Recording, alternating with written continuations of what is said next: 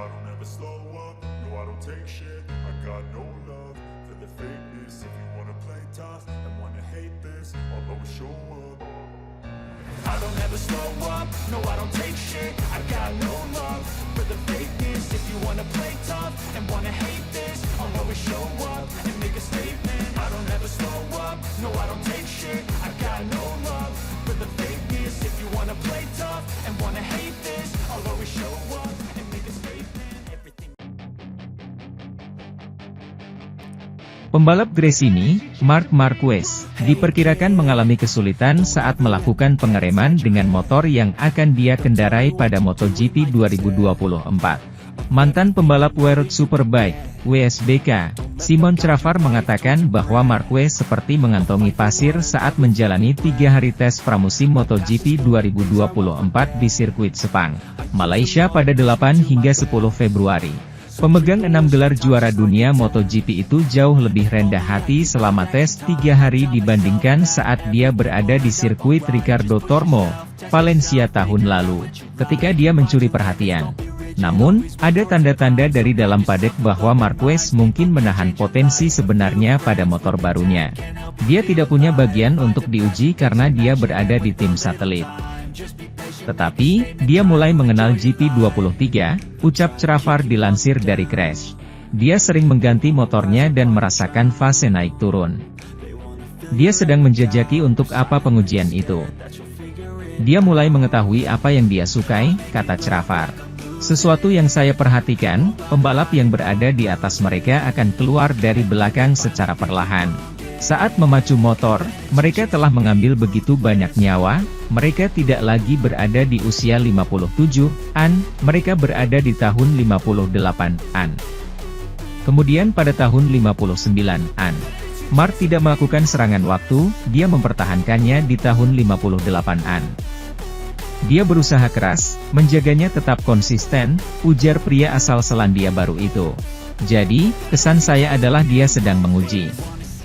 Saat saya keluar trek, satu-satunya tempat di mana dia agresif, Marc yang kita kenal adalah saat pengereman. Dia terlihat mengesankan. Saya memperkirakan dia akan menjadi pembalap Ducati yang paling tangguh di zona pengereman tahun ini. Pecco, Francesco Bagnaia, sudah melakukannya tahun lalu. Dia diancam oleh Jorge Martin dan Enea Bastianini.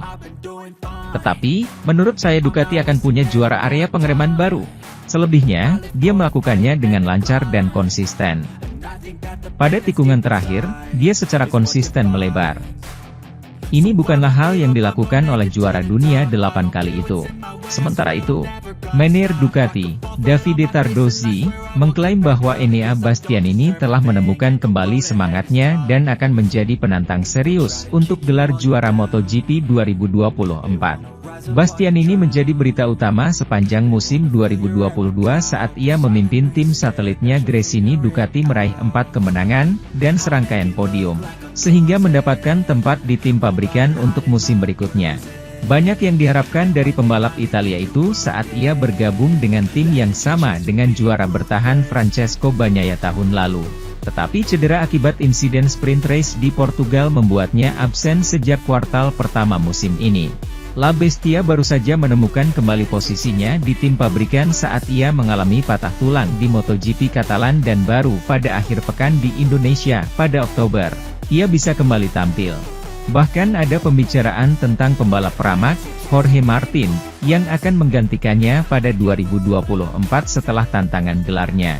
Tetapi Bastianini berhasil mempertahankan kursinya setelah kemenangan luar biasa di Malaysia.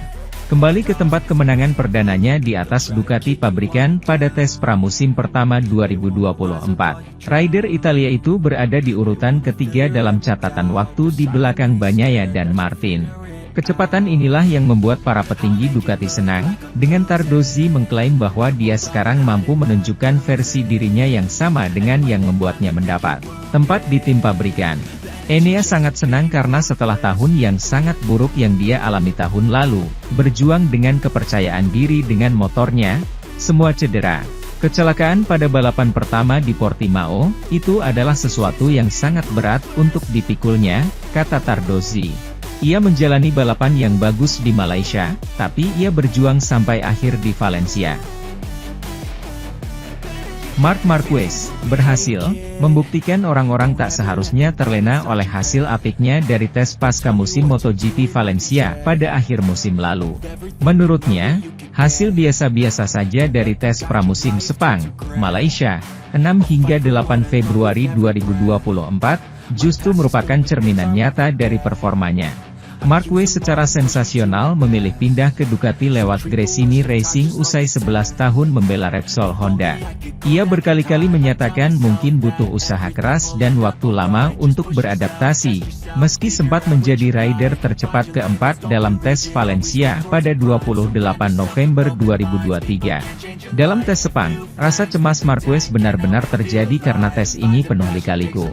Pada hari pertama, ia 3 kali mengalami kendala teknis, sehingga harus menjalani begitu banyak lap pada hari kedua demi mengejar ketertinggalan. Pada hari ketiga, progresnya membaik tetapi tak bikin puas. Marquez mengakhiri tes Sepang di posisi 6 dengan margin 0,588 detik dari Pecco Bagnaia, Ducati Lenovo Team, yang mencatat 1:56.682. Namun, ia mengaku simulasi sprint yang ia jalani tidaklah ideal.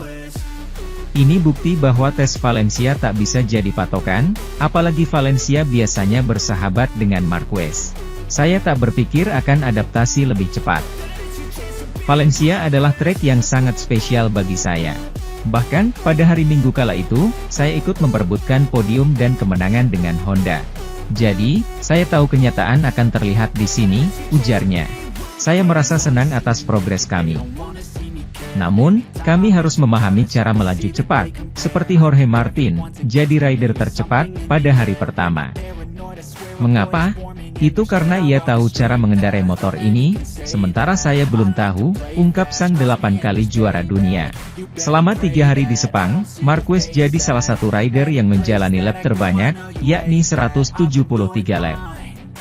Sebanyak 72 lap sendiri ia jalani pada hari kedua. Ia pun mengaku sempat kewalahan dan nyaris membatalkan niat untuk menjalani simulasi sprint pada hari ketiga. Namun, akhirnya ia memenuhi tugas itu.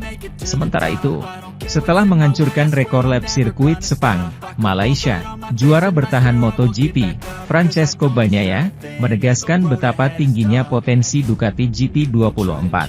Ia telah mengirimkan pesan yang jelas kepada kompetitornya. Bagnaia menutup tes kolektif MotoGP Sepang dengan penampilan yang memukau. Dalam serangan pertama musim ini, ia menghentikan waktu pada 1:56.682 yang sensasional. Catatan waktu yang hanya terpaut 0,8 detik dari posisi terdepan yang ia raih di lintasan yang sama pada November lalu.